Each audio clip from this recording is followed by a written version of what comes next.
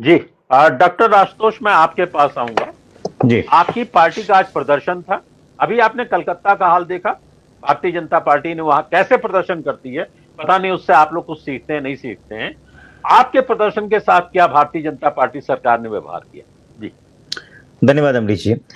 2 दिन पहले माननीय राष्ट्रीय अध्यक्ष ने इस बात का ऐलान किया कि क्योंकि अगली 19 तारीख से विधानसभा चलने वाली है, उसके पहले समाजवादी पार्टी एक सांकेतिक रूप से लखनऊ में विधानसभा स्थित चौधरी चरण सिंह जी की मूर्ति पे हमारे निर्वाचित विधायक जाएंगे और सांकेतिक धरना देंगे। जो इस समय प्रदेश में जिस तरीके की अराजकता का माहौल हो गया है, जिस तरीके से महंगाई है, जिस तरीके से बेरोजगारी है, जिस तरीके से समाजवादी पार्टी कार्यकर्ताओं पे अत्याचार और बुलडोजर के नाम पे एक पार्टी के लोगों को डराया और धमकाया जा रहा है, उसके खिलाफ हम लोग एक सांकेतिक धरने का प्रयास कर रहे थे।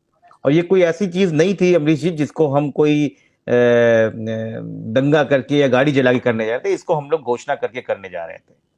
इसमें यह भी आरोप लगाया गया कि इसकी कोई अनुमति नहीं थी, क्योंकि समाजवादी पार्टी के विधानमंडल दल के जो मुख्य सचेतक हैं मनोज पांडे जी ने इसके बारे में सूचना पहले से ही विधानसभा अध्यक्ष को दे दी थी और उन्होंने ये कहा कि हमें इसके बारे में कोई परेशानी नहीं है, आप धरने दे सकते हैं, लोकतंत्र में आपकी ये अधिकार है। आज सुबह जब पहले दिन का धरना था और ये आज 14 तारीख से 18 तारीख तक लगातार चलना था। कल माननीय नरेश उत्तम पटेल जी को करना था, उसके बाद फिर अलग अलग विधायकों को करना था।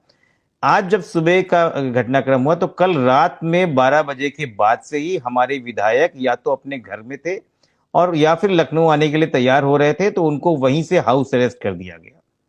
आसपास की जगह जिले में अगर देखा जाए तो बाराबंकी, सीतापुर, बहराइच, सुल्तानपुर, रायबरेली, उन सब जगह हाउस अरेस्ट कर दिया गया। या तो उनको लखनऊ आने नहीं दिया गया और अगर वो लखनऊ आ गए थे तो उनको दिलकुशा में या फिर बहुखंडी में या फिर जहां विधायक आवास है वहां पे उनके घर के सामने रोक दिया गया और ये कहा गया कि आप अस्पताल से आप जो है बाहर नहीं निकल सकते हैं। इस बात के लिए हम लोगों ने जब विरोध किया तो हमारे सभी कार्यकर्ता वहां पर आए और हम लोग अपनी अपनी पार्टी कार्यालय में पहुंचने लगे। लगातार पुलिस ने इस बात से कहा कि हम गिरफ्तार नहीं करेंगे, लेकिन आप विधानसभा की तरफ नहीं जा सकते, और बैरिकेटिंग से घेरा। लेकिन उसी के बीच में धक्का मुक्की शुरू हुई। कई जगह पुलिस को हमारे कार्यकर्ताओं ने लाठी खाई और हमारी उन्होंने बोला कि हम गिरफ्तार नहीं करेंगे, और जबकि हमारे नेताओं को और विधायकों को वो गिरफ्तार करके आलमबाग स्थित इको गार्डन में लेके गए और पानी की कैनन की व्यवस्था थी, वहां पर लाठीचार्ज की पूरी व्यवस्था थी।